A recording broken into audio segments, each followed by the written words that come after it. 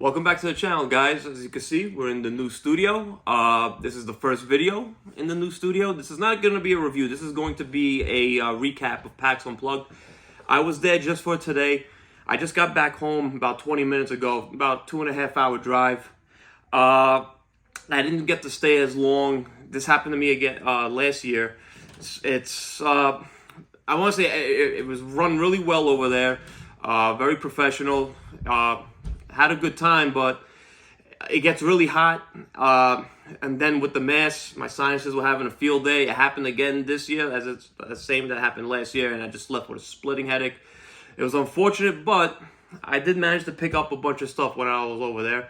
I did get to meet a bunch of developers. I apologize to any developers that were reaching out to me to play some games. It just got to be so unbearable, so I do apologize. I was looking forward to playing a lot of games, but yeah, I just wasn't having it. And that's also with taking medicine too, to keep up in it.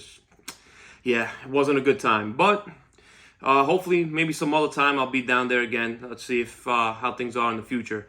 But I wanted to recap what I did get over there. So first things first, I picked this up for my son.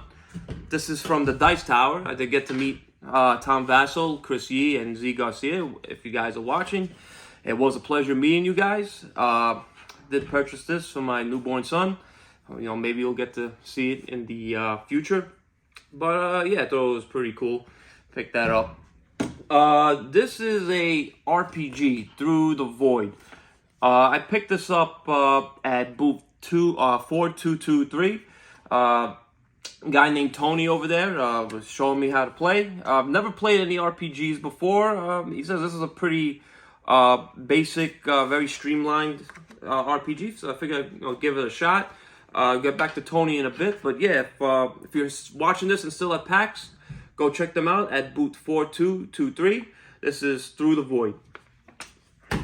Next thing I picked up, so as you guys know, I love Caesar and Blitzkrieg. I did a review on both those games, and this is the new game that they had released over there. It's called Dogfight. Rule the skies in 20 minutes. I did manage to play it over there. I'm going to say this though. It wasn't as good as Caesar or Blitzkrieg, but that's because I played the base game. I'm just going to show you what the map looks like. So this is a two-sided board. It's got four different modes, four different modular games built in the box. So there is a lot more meat to this game than there is Blitzkrieg and Caesar. So I don't want jump to conclusions right away. So the base game that I played, I believe that was more of a tutorial on how to play the game and what to expect later on when you're playing with different modules. It kind of reminded me a little bit of Colt Express, which is an okay game to me. I've played it multiple times. It's not really a game I would pick. I feel there's too much randomness to it. Kind of felt that way with this. So what's different about this one is you're still drawing tiles from your bag, but what you're trying to do is get behind your opponent and damage their ship, hitting it enough times to take it out of the sky. Or when you go through the 3 rounds, you want to have the least amount of damage. It does play in 20 minutes or quicker. We played 2 games in about half an hour, maybe less than that.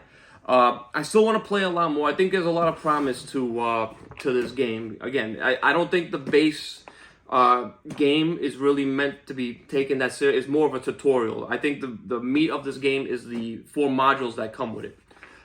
That is Dogfight. But yeah, pick this up at PSC Games. It's $30, really cheap, inexpensive game. And if you're there, if you haven't played Caesar or Blitzkrieg, highly recommend you guys check that out too. Okay, let me see. Next one is we have here the expansion to Dune Imperium. A little spoiler alert. I'm going to be doing either a top 100 or top 50 games of all time later in the year, maybe early January. And currently, right now, Doom Imperium is my number 1. So it was a no-brainer to pick up the newest expansion. I thought the Rise of X expansion was fantastic. I think this will be the same. It came with a promo card. So if you're a fan of Dune Imperium, definitely go check them out. They actually had a bunch of copies there when I went to go pick this up. Luckily, a good buddy of mine picked it up for me yesterday because I thought they was going to go by pretty quick. But they had a lot when I was there. Again, that can all change tomorrow. So yeah, that's Dune Imperium, Immortality. All right, what should we look at next? Oh, okay. So this is Fire and Stone, Siege of Vienna. This is a two-player war game about the me being a history major, I don't even remember this or even heard about this siege when the Ottoman Empire went to attack the Austrian city of Vienna. So it's a war game. It's styled like a war game, but when they told me that it's actually very streamlined for a war game. So it's not like anything that's super complicated. This is what Capstone told me. It comes with a historical and designer note, which I actually really appreciate. So it gives you a little more insight about the Battle Siege of Vienna. I'll show you the components real quick. As you can see, basic war game components, nothing fancy. A few dice, came with a promo card. So this is a card-driven game. As you see, each side has two their own deck, different tactics cards. So yeah, the Ottoman player is trying to siege the city of Vienna and get through. And the city of Vienna is trying to last until the last round or destroy all the Ottoman Empire units. Just so you can see, small map, nothing crazy. They actually had a playmat there for $10. I was gonna pick it up, but it needs some self-control. You know, if you know what I'm talking about. But yeah, I'm happy with this board. This is just as good. It looks really good. Like I said, love historical games, love war games. So this was a no-brainer to pick up. They also had Beer and Bread over there, which was also $30, a two-player card-driven worker placement game. I thought about it. I didn't jump on it. We'll see maybe in the future, but it is something I really wanted to check out. But yeah, if you're at PAX, definitely check out Fire and Stone, Siege of Vienna. They didn't have it demoed over there. I didn't see it in the library, but I'm pretty sure you could check it. They might. But yeah, definitely check this out if you get a chance. All right. So going back to Tony from booth 4223. So I didn't back Wonderland's War, and I was kind of hoping a copy would be at PAX, but it wasn't. So this guy Tony reached out to me, said he had a copy that he didn't want to, it was unopened, wasn't gonna play. So I actually purchased it from him, and yeah, I'm not really a fan of the theme, not really a fan of the whole Alice in Wonderland story, but I do love bag building, I do love area control, and I've been hearing a lot of good stuff about this game. So definitely jumped on it. This is the deluxe edition.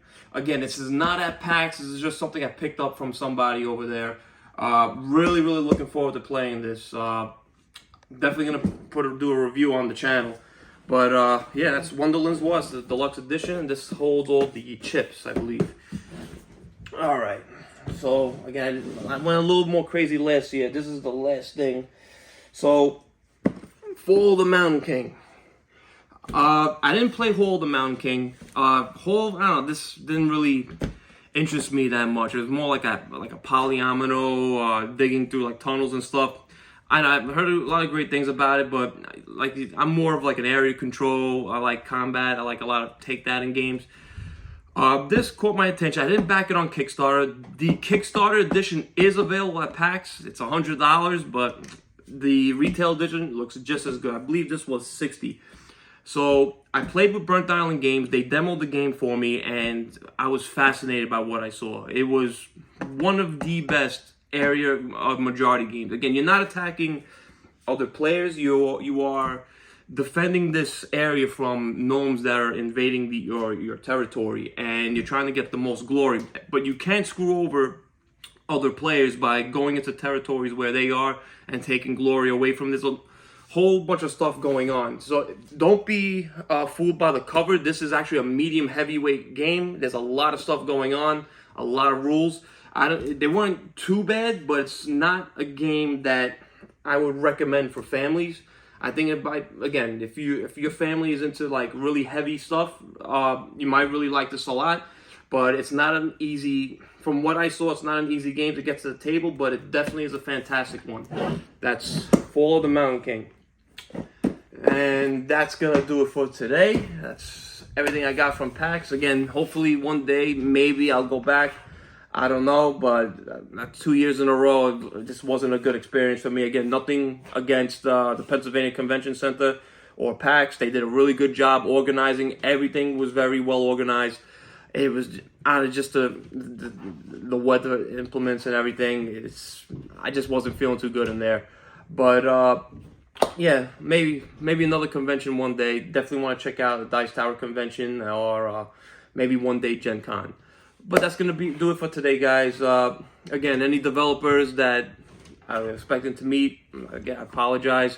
But yeah, please like and subscribe this channel. Help this little channel grow. You know, I know I don't have the most subscribers right now, but I'm hoping now with this new studio, meeting with a bunch of developers over there as well, hoping this channel grows a bit. And anybody who subscribed, I appreciate subscribing, watching my videos.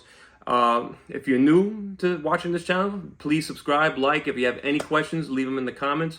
I'm also on Instagram, TikTok, and Twitter. Twitter, not too much. I'm still trying to get the hang of TikTok.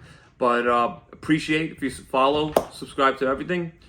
That's going to do it for today, guys. Have a great one. And if, again, I'm going to try to put more videos out. Next one I'm going to do is a review of Return to Dark Tower, which is right over here. But if I don't see you guys by Christmas or New Year's, or have happy holidays, happy New Year. Until next time, guys. Have a good one.